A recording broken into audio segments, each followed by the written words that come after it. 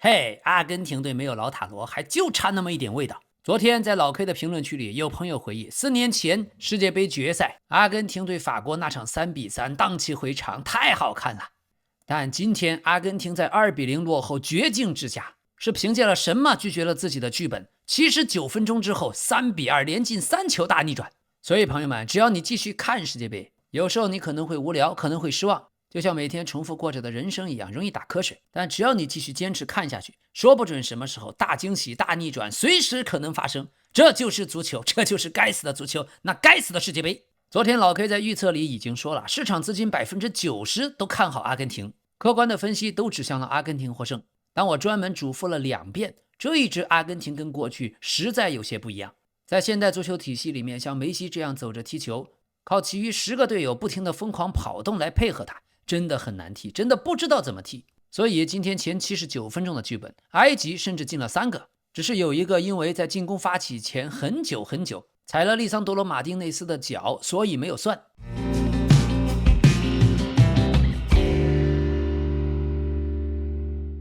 朋友们，感謝足球，感謝世界杯，也感謝您對比賽有任何意見，我希望能在評論區看到您的留言，因為比赛太跌宕起伏，引起的爭議太大，而我們每個人都必定是主觀的，就像裁判也不可能是完全的公平。所以感謝您的點讚、評論、分享、熱推，也歡迎您訂閱。好，咱們繼續。所以埃及隊的一條龍非要用 VAR 檢查，最後還給吹掉，而同樣的情況看都不看 VAR， 阿根廷的一條龍直接中拳罰球。所以這一場的埃及隊真的很可憐，包括有許多爭議性的判罰或者爭議性的犯規根本就不算犯規，但同樣很小的動作，如果是阿根廷球員被犯規，那一定給你吹回來。所以客觀來說，這一場的裁判確實很偏，但即使如此，67分鐘埃及隊仍然將比分打成2-0。只是在足球場上，當阿根廷人發了狂的時候，誰也擋不住，尤其當那個阿根廷人的名字叫梅西的時候。79分鐘梅西助攻，中後衛羅梅羅跑到中鋒的位置，門前頭球破門，1-2。84分鐘在禁區內一片混戰，梅西一腳抽射完成破門，2-2扳平了。關鍵是在這個時候，埃及隊你應該做出什麼反應？特別是剛剛才換上來的馬爾穆什，最後沒有辦法，92分鐘老塔羅傳中恩佐的頭球絕殺，3-2逆轉埃及。最後的 VAR 複審，阿根廷進球過程中確實沒有犯規，進球有效。但在此之前，就在阿根廷自己的禁區內，接連有埃及的球員倒地。今天對他們來說最可氣的還是阿根廷球員莫里納那個抽耳光，即使沒有打到，但這個絕對應該給牌。所以賽後第一時間，埃及的裁判和裁判專家進行了點評。這位賈麥勒·甘杜爾是埃及歷史上第一位能夠主哨世界杯的裁判。他曾經出現在1998年和2002年的世界杯，合計執法了6場世界杯的正賽。但值得一提的是，02年1/4決賽，韓國對西班牙那一場最著名的爭議比賽之一，正是他職業生涯最出名的一場。在那場比賽，他吹掉了西班牙2粒有效的進球，加時賽提前鳴哨，結束了常規時間。最後點球大戰，韓國淘汰西班牙。此後第2年2003年，他就正式退役掛哨。但正是這位裁判專家，過去02年保送了韓國進4強。他今天說，第6分鐘出現了一次應該向阿根廷球員出示黃牌的犯規，因為他故意破壞了埃及隊一次極具威脅的進攻。第17分鐘，亞希爾·伊布拉辛對阿根廷球員有一個明顯的踩踏犯規，裁判當時應該果斷吹罰，並向這名埃及後衛出示黃牌。而主裁判在第19分鐘判給阿根廷的點球是正確的，但第20分鐘埃及隊遭遇了一次犯規，本應該向阿根廷球員出示黃牌，但裁判僅僅吹罰了普通犯規，沒有採取任何紀律處罰。第43分鐘，埃及球員阿舒爾遭到了襲擊，臉部被阿根廷的莫利納擊打了一拳，這個畫面理應交給 VAR 裁判進行回看，而且阿根廷球員有很大的概率會被直接出示紅牌。而對於埃及被取消的第2個進球，他說，在形成進球的進攻發起階段，如果進球方存在犯規，該進球應該被取消，並且判給對方球隊的任意球。基於這一點，取消進球的判斷是100%正確的。不過對於恩佐在傷停補時階段攻入的絕殺進球，甘杜爾說，當時埃及隊正在發動進攻，薩拉赫遭到了明顯的阻擋，但主裁判沒有任何表示， VAR 也沒有介入，這個進球本應被取消，並判給埃及隊一個點球。之後主裁判開始頻繁地向埃及隊球員出示黃牌，但是在處理阿根廷球員多次同等性質犯規的時候，他卻顯得過於寬容。不過老 K 從個人的觀點來看，今天的比賽總體來說裁判有些偏，但以我的角度，3-2的比分很難改变。只是從教練和球員，包括我們球迷的角度看，這一場裁判確實不公正。像今天賽後埃及前鋒齊克說的，不公平，太不公平了，那個裁判極其不公平，這是一種顯而易見而且明目張膽的不公和偏袒，他正在白白浪費掉我們整個國家隊乃至全埃及人民付出的所有努力。從比賽一開始的第1分鐘起，這個裁判就在處處針對我們，我們本來是可以2-0贏得比賽的，我們絕不能以這樣被淘汰出局。阿根廷，這完全就是一屆早就內定好冠軍被暗中操縱的賽事，真主足以做我們的依靠，他是最好的托靠者。所以我向真主發誓，這真的不是我們自身能力或者發揮的問題，一切都被掌控在那個裁判的手裡。就像我剛才說的，這屆比賽的冠軍早就已經被內定了，一切的偏袒都已經表現得再明顯不過了。坦白說，老 K 覺得這場球總的感覺就是可判可不判的球都總是阿根廷获利，所以可惜了埃及，你們今天踢得真是非常好，但最後10分鐘在球王梅西的面前確實擋不住阿根廷最後的反撲。今天賽後阿根廷這邊小蜘蛛接受採訪的時候說，在補水大家說的最多的就是不要停止相信，我們要拼到最多。我其實不太容易激動，但說實話，當我下場以後在替補席待着最後那幾分鐘的時候，我感受非常深，真的很激動。我們今天贏下的這場比賽，整場比賽的過程又是在世界杯的賽場上，我認為這是阿根廷國家隊近幾年來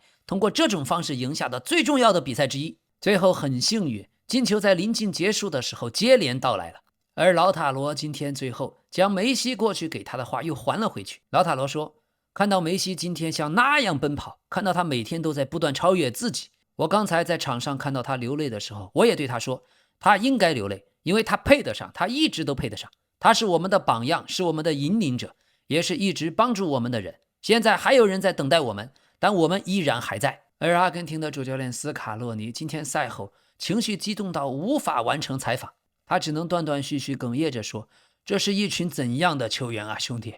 好了，我得走了。在整個過程中，他的眼淚就這樣不停流下來。所以大部分男人平時看着都挺正經的，總是像梅西一樣板着個臉不苟言笑，但是怎樣的時刻，怎樣的事情才會讓這些真正的男子漢淚流滿面？那只能是足球，只能是世界杯。而至於薩拉赫在禁區內那個摔倒，說真的，特別是最後一下，阿根廷球員確實勾到了他的腳，但是判也可以，不判也可以。但關鍵的問題是，埃及的進球被取消，裁判瘋狂的看 VAR， 可阿根廷的進球之後，卻沒有人想起來去看看薩拉赫這個 VAR。否則，如果裁判們和全球的球迷們一起看薩拉赫這個被犯規或者沒有被犯規，就一遍一遍的回放，真的一切就又說不清楚了。所以這就是足球，足球本身就包含了裁判問題，或者說穿了，命運從來都不是公平的。同樣的動作出現在你身上，裁判不會吹哨，但同樣的動作出現在梅西、C 羅、薩拉赫身上，裁判就總是會吹哨。這一點在 NBA 的球星效應就更明顯了。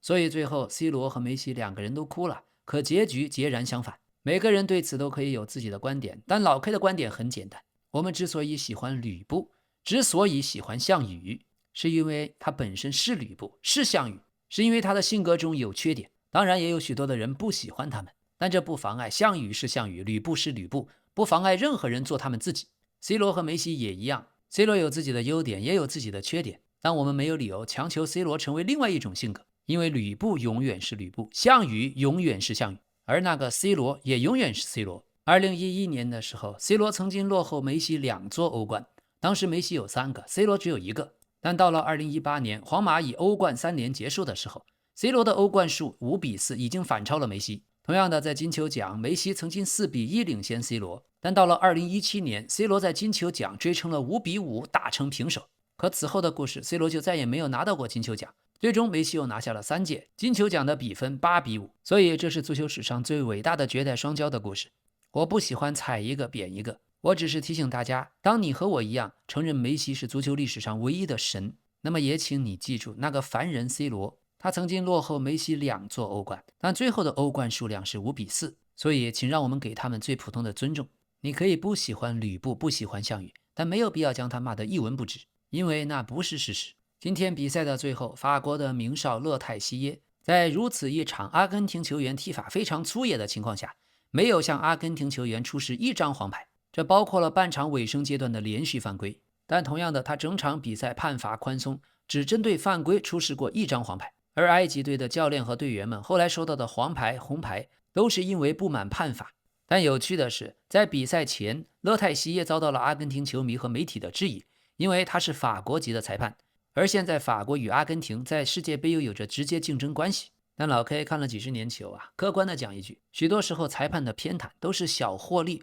累積成了最大的優勢。比如今天阿根廷球員的動作越來越大，不說給紅牌吧，哪怕正常給2張黃牌，阿根廷球員之後的動作就不敢那麼大，有些犯規就不敢去犯，但是裁判沒有給，球員們越踢越會有一種感覺，這裁判是自己人啊。而作為埃及隊的球員，比賽越到後面，他們越感覺自己是11個踢12個。所以許多時候足球比賽就是這樣，一個個小的判罰獲利積累起來了巨大的優勢。同樣 NBA 比賽季後賽有些主場哨也是這個道理。但關鍵最惡心的是，你沒法說，你不能說就是這1張牌沒給，所以球就輸了，或者某一個判罰不吹，所以輸了。但真正的名哨啊，就是這些各種小犯規不吹，黃牌不給，累積起來就是巨大的優勢。過去中國足球黑哨多，高水平的黑哨也就黑在這方面，它會幫助其中一方球隊建立起優勢，也會讓勝利的天平徹底傾斜。所以我估計這場球也只有阿根廷球迷覺得判罰沒有問題。但無論如何不重要，任何一場戰爭從來都不是公平進行的。蘇聯在美國、英國的支持下，在租借法案的支持下，最後生產了 11.6 萬輛坦克和自行火炮， 15.59 萬架作戰飛機， 49.6 萬門火炮迫擊炮。而德軍呢，全部的坦克和自行火炮加起來只有 4.5 萬輛，這還不算各種原油、燃油、戰略物資援助帶來的差距。所以足球也是一樣的，英格蘭隊踢墨西哥，前一天晚上那麼多墨西哥球迷在5星級酒店門口摁喇叭、唱歌、跳舞、放煙花、放鞭炮，但最後第2天的比賽你還得踢。所以一場足球比賽其實就是濃縮的人生。綠茵場上從來沒有絕對的公平，有裁判尺度的偏差，也有運氣的眷顧，還有各種客觀條件，有許多是人為的或偶然的因素。我們常常以為只要拼盡全力就一定會得到公正的結果，但今天埃及這場球就告訴你，現實往往並非如此。許多時候大家付出同樣的汗水，同樣的努力，結果卻完全不同。老 K 看足球講足球，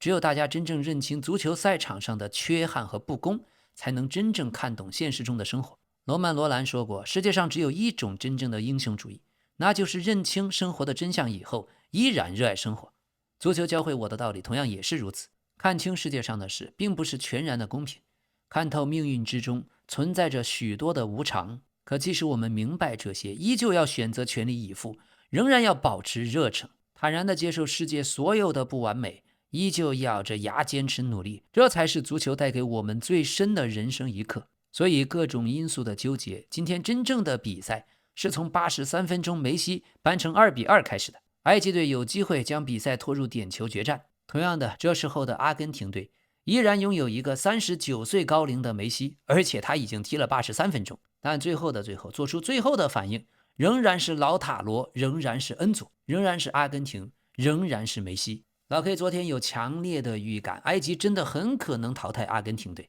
但即使如此，即使今天比分到了2-0，即使今天上半场梅西罰點球前，我跟兒子說，梅西這個球真有可能罰不進的。為什麼呢？因為他已經39歲，他跟 C 羅一樣，也許激情來了能多跑幾步，但他畢竟已經39歲。而且梅西罰點球不像 C 羅那樣一腳抽射，像他這種慢慢騰騰的踢法，到了世界杯賽場壓力巨大的情況下，往往容易被撲出。而今天比賽到了埃及隊2-0領先的時候，我仍然在勸兒子不要放棄。如果你真的是梅西的球迷，真的是阿根廷的球迷，當所有的跡象和預兆都对你不利，都在告訴你失敗早已注定，結果無法改變，但請記住，這個時候你有選擇，你可以做出反應，也就是像阿根廷人在79分鐘之後連續進3個球這樣的反應。所以老 K 真的很喜歡那句話，任何一支球隊都應該有一個阿根廷人，因為阿根廷球員他們的骨子裡確實堅韌，確實喜歡在最大的逆境面前抗壓，越逆風越敢拼，越是局面吃虧，遭遇了不公，陷入了被動，鬥志反而更強，韌性也反而更強。阿根廷也是南美，阿根廷的球員從小也在南美的聯賽踢球，各種的人情世故，各種的不公平，各種的尺度寬鬆，各種的偏袒誤判，主場哨司空見慣。阿根廷球員很早就明白，賽場從來不存在絕對的公平，輸贏不完全只看實力，還有運氣，還有尺度，還有場外各種變量。而相反，歐洲球員大多的成長環境平穩，早就習慣於規則相對嚴謹，一旦遇到爭議的判罰，容易心態失衡，容易抱怨，容易情緒失控。另外，阿根廷人性格裡面的江湖義氣很重，他們普遍重情義，性格外放直率，共情能力強，善於溝通，這也往往能夠凝聚人心。所以老 K 說足球其實說的是人生的哲理，每一個或大或小的集體，每一段人生的旅程總會有順境，也總有遭遇不公、局面被動的時候，世事難料。而我們大部分人可以在公平順利的環境裡努力拼搏，卻很難在逆境和不公正當中穩住心態。阿根廷球員特殊的地方就在於，他們早早就見識過現實的參差和缺憾，他們懂得這沒有公平，對每個人都一樣，其實也是一種公平。所以體會過命運的無常，看透世事並不完美，能依然保持鬥志，不要躺平，不要放棄。這就是這一支阿根廷隊帶給主教練斯卡洛尼的感動。賽後帕雷德斯說，阿根廷隊從不會停止相信，也從不會停止戰鬥。今天評論員伊布也說，梅西就如同猛獸一般，沒人能攔得住他，他不斷地向前，不斷地拼搏，這就是我所看見的。他這份永不滿足的求勝欲實在令人敬佩，看到他現在的模樣你就懂了。而作為埃及隊，實在難以吞下今天的結果。埃及主教練哈桑說，無論會有什麼後果，我都會把心裡的話說出來。這顯然是一場被操縱的比賽，全世界的人都看在眼裡。我還想再說一點，如果他們這麼希望阿根廷能贏，那又何必召集所有人來參與呢？賽後這場比賽各種判罰引發了全球各種熱評，在國際足聯官方的社交媒體評論區，來自世界各地的網友也十分的不買賬，紛紛表示這場比賽的結果就是被裁判決定的。有的說，這是我這輩子看過的最不公平的比賽。有的說，這屆世界杯就是保送杯，裁判都在偏袒某些國家隊。還有的說，埃及隊本來贏了這場比賽，他們被吹掉了一個進球，還不給他們點球。阿根廷靠裁判作弊贏下了比賽，這已經很明顯了。阿根廷在場上就是12個人在踢球，裁判就是他們多出來的那個人。埃及隊的運氣太差了，真為你們感到難過。還有人說，梅西就是國際足聯的小公主，我們早就知道冠軍內定是誰了。等梅西退役那天，我絕對要親自辦一場盛大的派對慶祝慶祝。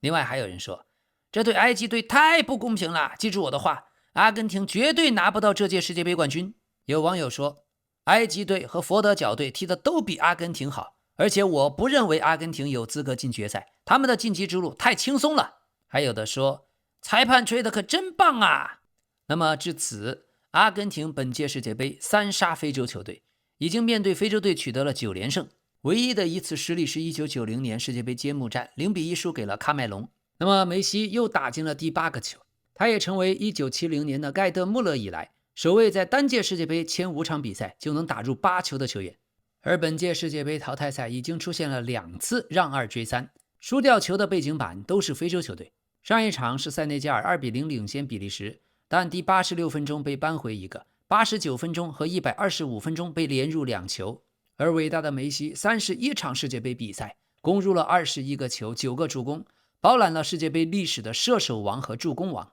他在助攻榜上領先馬拉多納1次，在射手榜上目前領先身後的姆巴佩2個球。而即使丟了3個球，今天埃及隊的門將舒貝爾依然非常出色。他完成了1次撲出點球，完成了4次撲救，3次擋住了禁區內的射門，3次擊出皮球，還有1次摘得高空球。今天他的表現堪稱門神。那麼梅西先是丟掉了點球，然後埃及队进球被吹，然後埃及队依然完成了2-0，最後又被阿根廷让2追3。這樣的让2追3，這樣的絕殺，不知道你覺得該如何評論呢？老 K 昨天在評論區也回答了一個網友，大概的意思呢，無論老 K 怎麼說，都會被其中一方罵我不客觀，甚至同時被兩邊罵，這很正常。但我非常感謝大家，特別是梅西和 C 羅的球迷，在我評點2位大哥的時候，沒有對我進行極端的人身攻擊，這已經讓我很感謝了。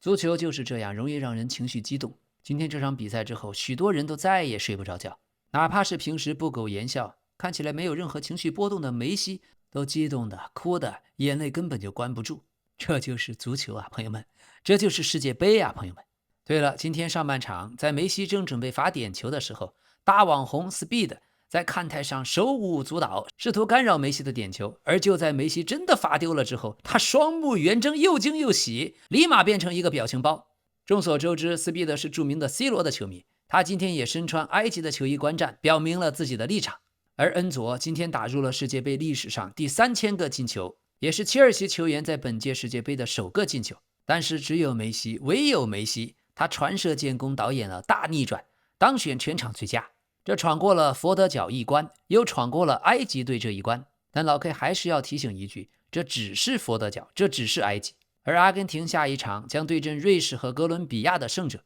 未來幾天的世界杯，法國隊、西班牙隊、英格蘭隊、阿根廷隊，又是誰會第一個摘下馬來呢？最後的最後總結一下，其實比賽兩邊整體上問題不大，我也覺得5個進球，包括被吹掉的那個球，問題也不太大，只是總給中立球迷一種感覺 ，VAR 好像選擇性的失明，裁判確實有些偏，但事實證明了老塔羅的含金量。老 K 昨天的賽前預測，給老塔羅做了那麼久的紀錄片，真的值得。而阿根廷隊韌性還在，但困難同樣還在。梅西雖然超猛，而且確實是足球上的神，但39歲的梅西仍然局限着阿根廷，踢不出現代戰術體系的足球。所以未來怎麼走，每一步都異常艱難。感謝大家的陪伴，感謝您的點讚、評論、熱推、分享。我真的希望您能在評論區留下您的意見。這裡是老 K 足球新聞，一個有溫度的足球頻道。咱們明天再見。